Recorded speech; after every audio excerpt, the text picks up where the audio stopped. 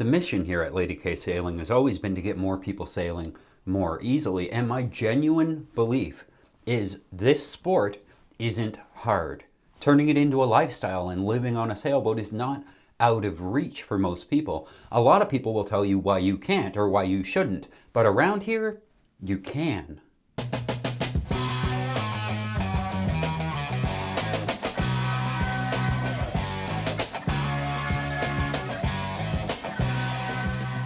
I'm going to tell you everything I know about buying your first sailboat. So here we go. Number one, it doesn't have to be expensive. People will tell you that a cheap boat is the most expensive boat and boats are money pits and so on and so on. But you're going to spend your money on something. It might as well be something that's going to give back all kinds of crazy experiences you never would have had otherwise. So let's get off the couch and go shopping. Here's a Hinterholer 30 the guy wants $5,000 for, and it looks terrible. This is a great example of what not to buy for your first boat. He says the engine hasn't run in a while, everything looks wet or water damaged to me, and it's on a mooring ball, so it's going to be hard to inspect. This one is better, a San Juan 24 for $3,500, and it comes with a trailer. The San Juan 24 is a very popular boat and what many people use to learn how to sail in the first place. You may be tempted to spend a ton of money on something bigger or fancier or more capable, but if you're learning how to sail or just trying to see if this life is for you, this is where you should start. Start here. Cheap, simple, and effective. Step 2 is don't buy garbage. A full-on survey, boat inspection kind of thing is not something you're likely going to have to deal with for your first boat. So you're going to need to be able to tell the difference between total junk and a reasonable boat that still has some life left in it. Take our San Juan 24 as an example. Many boats are ready to be cut up and thrown away in a dumpster, but figuring out if this one is one of them is actually pretty easy. You don't have to be an expert here. We're going to go see the boat and determine if first, the fiberglass hull has any life left in it. That's the bones of the boat. So first, the keel.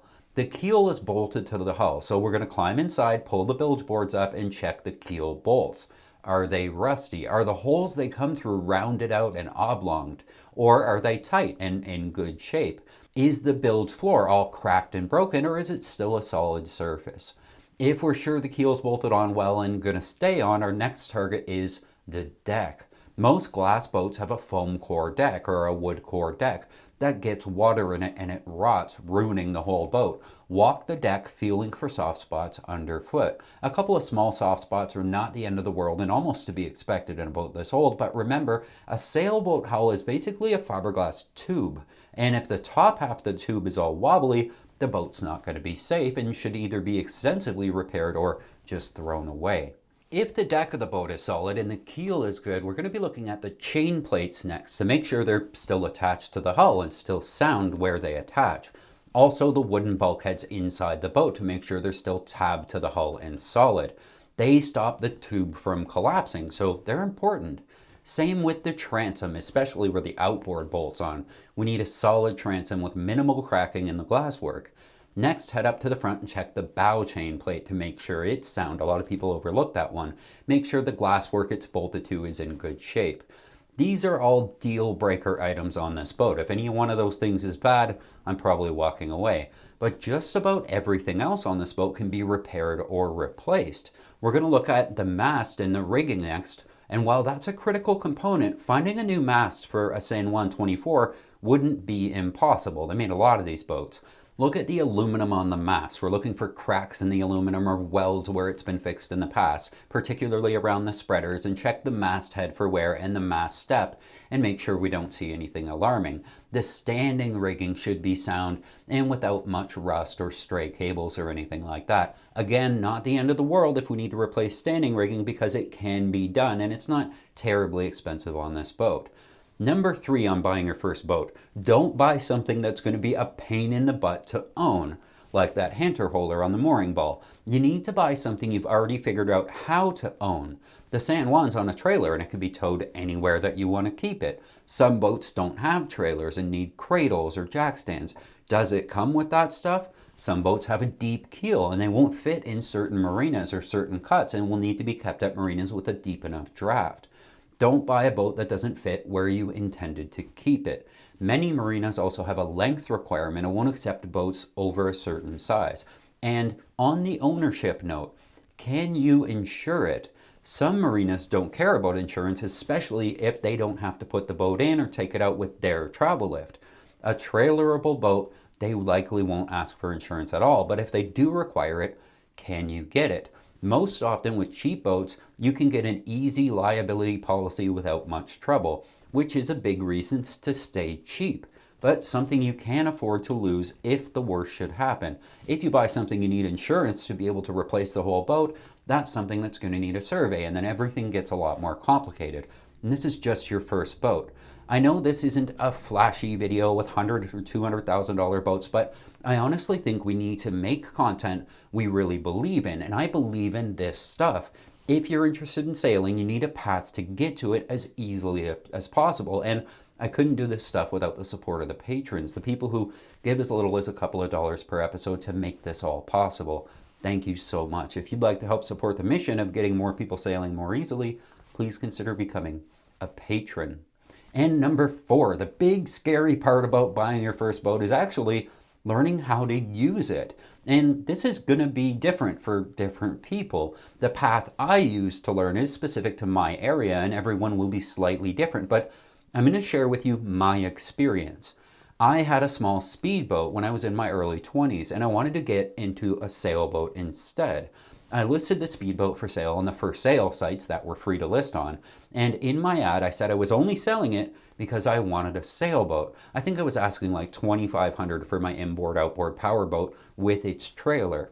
A couple people emailed me, but one guy said he had a sailboat that he wanted to trade for a speedboat. Perfect. We met, we test drove, and we made the even trade, and I got my first sailboat, a Chrysler 22 with a 6-horse Johnson hanging off the back. I found a friend who had sailed a couple of times, and he agreed to come with me to sail the boat the 4 hours home to my local marina.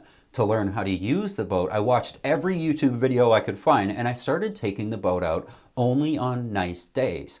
The number one piece of advice I can give you is this: make sure the motor runs great. Buy a brand new motor if you have to and hang it on the back. If the motor always starts, you can always drop the sails and be a motorboat to get home safe. And any idiot can drive a motorboat, even me. Slowly, I got better and better at sailing my little Chrysler, and I got more and more daring with the weather. I'd check to see, and it'd be 15 knots of wind, and I would go out, and then 18 knots of wind, and then 20. Sometimes I'd even go out when the local yacht club was racing. I wouldn't race, but I would sail when they sailed and try to follow them around the race course, staying out of their way. By the end of the summer, I got invited to go hang out at that club, and I started to meet the other sailors. I got to sail with them on their boats, and sometimes they would come and sail with me on my boat. Soon after, I joined the club, and within a few years, I was headed down the East Coast on my own, headed out into the ocean for the first time. That was my experience, but you might find that lessons are a better way to learn the ASA stuff.